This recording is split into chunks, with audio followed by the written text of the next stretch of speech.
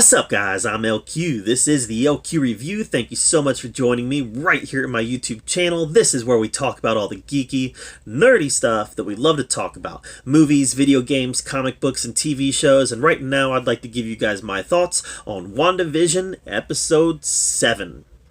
And oh boy. Oh boy. Kind of oh boy. Alright, let's be real. Let's be real here. This episode was a lot of setup.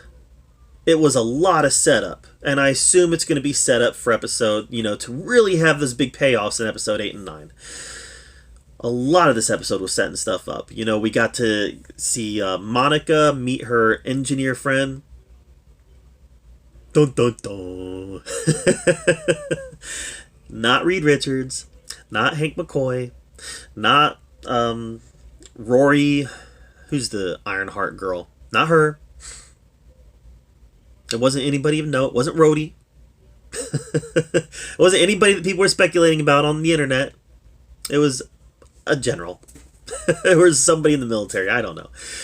There's still people speculating that there's probably somebody who's behind the scenes on that engineer side. That might not have been the engineer that Monica was really talking about. But I don't know. It seemed like that was a big setup that kind of went nowhere. Monica finally gets back into the Hex. And what happens when she gets into the Hex? Well, we aren't really sure yet. I'll bounce back to Monica in a second, but it does look like we're getting Monica's going to get superpowers in this series. And I honestly thought that they would wait until Captain Marvel 2 to give her superpowers. But they aren't. That's fine. I really like this character. I really like this character quite a bit. And she's an interesting character who has a lot of heroism, right? She is genuinely a good person who wants to do good things. And that's something that, resonates as far as her wanting to be, as far as her becoming a superhero. Vision teams up with Darcy, and nothing really happens. We're setting up this again. This was set up, all right. So through Darcy, Vision is able to learn the history of him being created by Ultron, of Thanos killing him after Wanda killed him. He learns who he is and the history of himself. And then by the end of the episode, he flies off. He leaves Darcy, flies off to go find his wife. Again, this episode was a lot of setup. And we had to get Vision to a place where he knew what was happening. And this episode did that. And they spent a good deal of time in this episode doing that. It was kind of funny, right? I liked the 90s take on this episode. No, this was the 90s. This was 2000s. This was the early 2000s. Because it was the talk to the camera stuff. The documentary interview stuff. Mondays. Am I right? So I like that aspect of it, and that aspect really paid off at the end of the episode.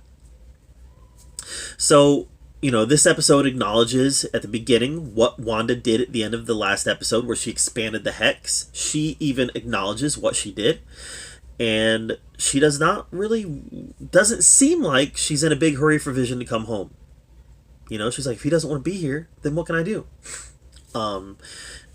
And her brother's also gone. And she has now, at this point, turned against her brother. When the kids ask, hey, where's Uncle P? She's like, that is not your uncle. You stay away from him. So it's clicking with her, that, hey, that wasn't really Petro. Don't know who it was, but it wasn't Petro. And I didn't do that. It clicked with her at that point. So the veil is being lifted in a lot of ways. And that veil continues to rise as this episode moves on. Especially for Vision. Like I said, especially for Vision. But for Wanda as well. Until at the end of the episode, Monica confronts Wanda, and it looked like Monica just about had Wanda convinced to drop this whole thing. And then out comes Agnes. And by the way, let's talk about Agnes for a second. She had some funny stuff in this episode. When she takes the kids to give Wanda a her day, a me day, She's like, come on, kids, I don't bite. And then it cuts to her and she's like, I did bite a kid once. That was funny. Just the delivery was hilarious. And then there was the scene where she's like, your mom's powerful. She can do anything. Your mom's the greatest. And then it cuts to her and she says, I mean, how do you tell a 10-year-old kid that his mom's cougar for Cocoa Puffs?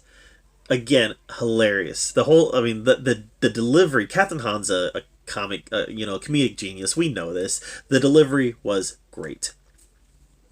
But turns out that Agnes is not all that she was cracked up to be. Agnes is, in fact, Agatha Harkness. And I'm pretty sure that I called this. I'm pretty sure I called this back in like episode 3. Pretty sure I said it was going to be Agatha Harkness. But I think a lot of people said that.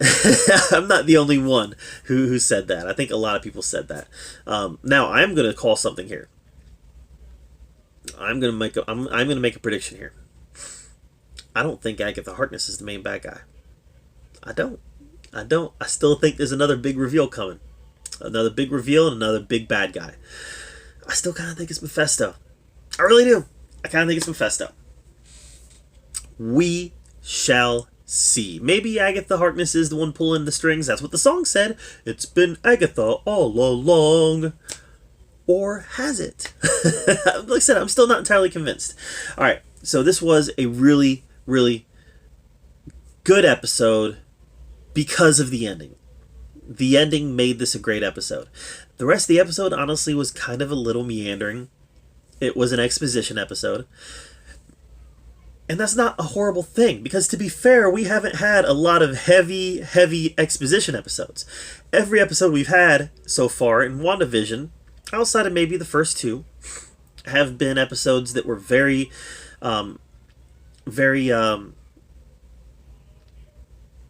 incident heavy. Where there's something happening. And this episode wasn't really incident heavy. You know, we had some banter between Vision and Darcy. We had Monica get back into the Hex. But there wasn't a lot of big stuff happening until the end. But I always say, with movies, if you can stick the landing at the end, then people will forgive a lot of stuff in the middle. Guess what? WandaVision episode 7 stuck the landing. So I've forgiven a lot of the stuff in the middle. And there wasn't really anything to forgive. I mean, it was a good episode. It was just very, like I said, very exposition heavy. So, yeah. The first 32 minutes of this episode, I don't know what it was. Maybe the first 25 minutes of this episode, whatever. First 25 minutes of this episode was not amongst my favorite stuff, my favorite content in WandaVision. But my gosh, that last few minutes was amongst my favorite WandaVision stuff. So, there it is. Really liked the episode, but I liked the episode because they stuck the ending so well and had such a great reveal.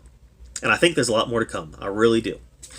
So, what did you guys think of WandaVision episode 7? Let me know in the comments down below. I'd love to have a conversation about it. While you're down there commenting, make sure that you subscribe to my channel. I put out a lot of content, and I want to make sure you're up to date with everything that I'm doing. And as always, thank you so much for joining me right here at the LQ Review, where we get to talk about all the geeky, nerdy stuff that we love to talk about. And until next time, we'll see you later.